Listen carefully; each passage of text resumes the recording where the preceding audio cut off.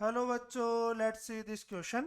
Electromagnetic radiation photon with highest wavelength results when an electron in the hydrogen atom fall from n is equal to 6 to n is equal to 1, n is equal to 2, n is equal to 3, n is equal to 5. So according to question, hydrogen atom के लिए जब electron n is equal to six state से हमारा another n is equal to 1 2 3 5 के अंदर D excited हो रहा है, तो हमें मैक्सिमम वेवलेंथ की वैल्यू यहाँ पे फाइंड करना है. So first of all we will know that energy is equal to h c by lambda. So what is the relation between energy and wavelength?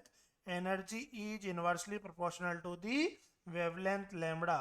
So question में हमें highest wavelength lambda max की value find करनी है. So lambda max होने के लिए energy की value क्या होनी पड़ेगी? यहाँ पे मिनिमम होनी पड़ेगी, क्योंकि दोनों क्या एक दूसरे के रेसिप्रोकल है. सो लेमडा मैक्स क्वेश्चन में फाइंड करना, तो एनर्जी की वैल्यू क्या होगी? मिनिमम होगी. So first of all we will draw the energy level diagram.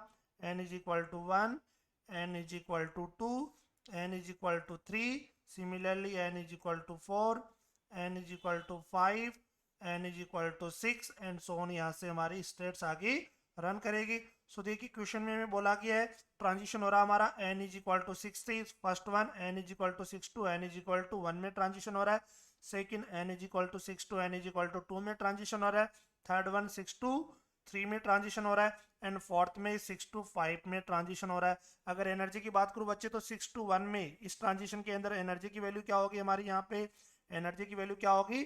Maximum होगी. और अगर इस ट्रांजिशन की बात करें तो एनर्जी की वैल्यू हमारी क्या होगी? यहाँ पे मिनिमम होगी. तुम हाइड्रोजन के रेस्पेक्ट में बात कर सकते हो.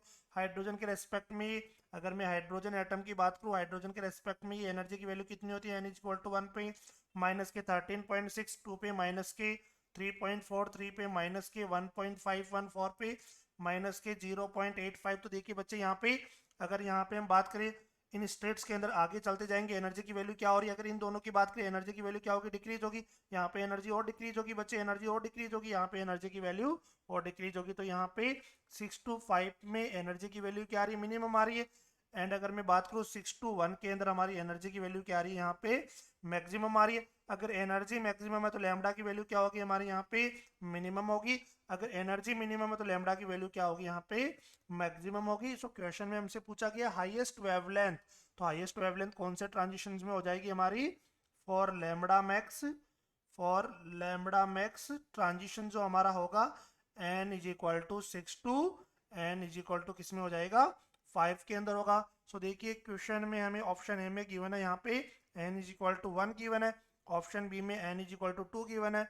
ऑप्शन सी के अंदर हमारा n is equal to 3 given है. ऑप्शन डी में हमें गिवन है n is equal to 5. So हमारा ट्रांजिशन हो रहा है n is equal to 6 to n is equal to 5. So option D is the correct answer.